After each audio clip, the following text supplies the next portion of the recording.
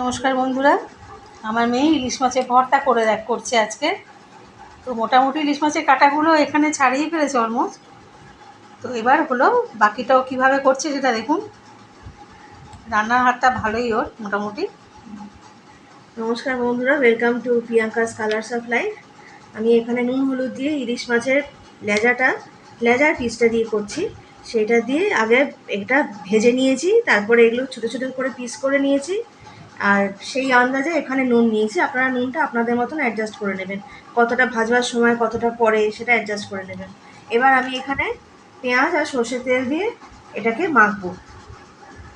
কাঁচা লঙ্কাটা সরিয়ে নিচ্ছি, কারণ কাঁচা লঙ্কার ঝালটা আপনারা যে যার নিজেদের আন্দাজ মতন নিয়ে নেবেন।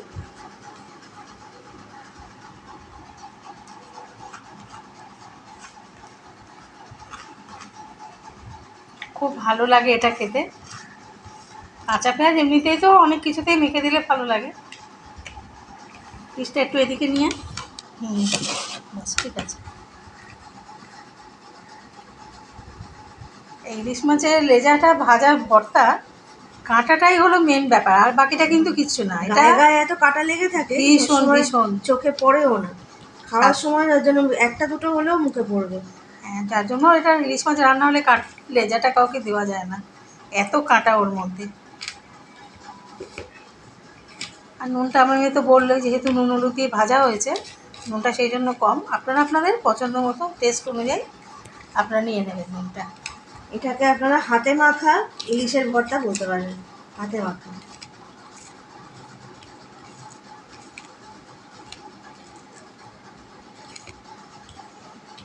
ভীষণ টেস্টি হয় এটা খেতে। দেখতেও যতটা সুন্দর লাগছে, খেতে মনে হয় এক থালা ভাত এটা দিয়েই খাই, আর কিছু লাগবে না। আজকে পুরো আমাদের ইলিশ ডে। ইলিশ মাছ ভাজা হয়েছে, ইলিশ মাছ ভাতে হয়েছে, আর ইলিশ মাছের ভর্তা হয়েছে, আর ইলিশ মাছের টকও হয়েছে।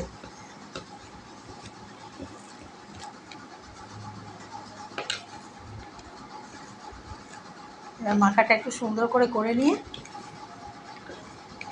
ব্যাস হয়ে গেছে মোটামুটি। আপনারা দেখে বলবেন এটা কেমন দেখতে লাগছে। উপর থেকে এটা সাজানোর জন্য এটা দিয়ে দিলাম, লাস্টে এটাকে চিবোবেন। এটা তো আর মাখা যাবে না। এই হলো লঙ্কা।